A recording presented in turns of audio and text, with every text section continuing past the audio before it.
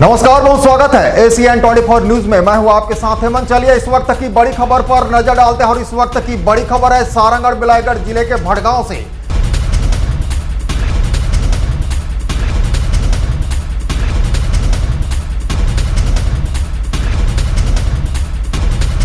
जहां एसडीएम और मंडी सचिव की संयुक्त टीम ने अवैध धान से भरे एक ट्रक पर बड़ी कार्रवाई की है।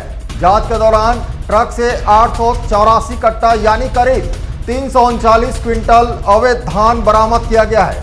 बताया जा रहा है कि यह अवैध धान जांजगीर चांपा जिले के बिर्रा से परिवहन किया जा रहा था। प्रशासन ने धान को जब्त कर आगे की कार्रवाई शुरू कर दी है।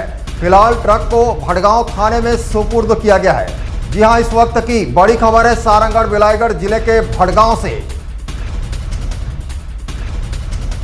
एसडीएम बिलाईगढ़ और मेरे द्वारा तथा मेरे संयुक्त टीम के द्वारा रात्रिकालीन निरीक्षण किया जा रहा था, जिससे अवैध धान के परिवहन को रोका जा सके।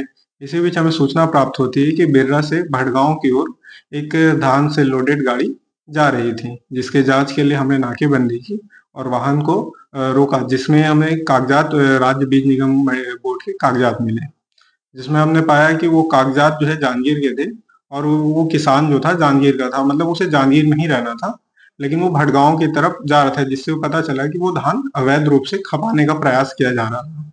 उसमें 848 कट्टा धान था, जिसके 349 कुंटल जब्ती बनाई गई है और आगे की कार्रवाई मंडी नियम के अनुसार की जाएगी। अभी वर्तमान में ट्रक कहाँ है सर, उस पर क्या कार्रवाई होगी? अभी वर्तमान में ट्रक थानाध्यक्ष के सुपुर्दगी में दे दिया गया है और इसके बाद 31 जनवरी के बाद इस पर कार्रवाई की जाएगी। कहाँ से लोडिंग हो रहा था सर? ये बीज निगम खोखसा जांजगीर चांपा से लोडिंग हुई थी।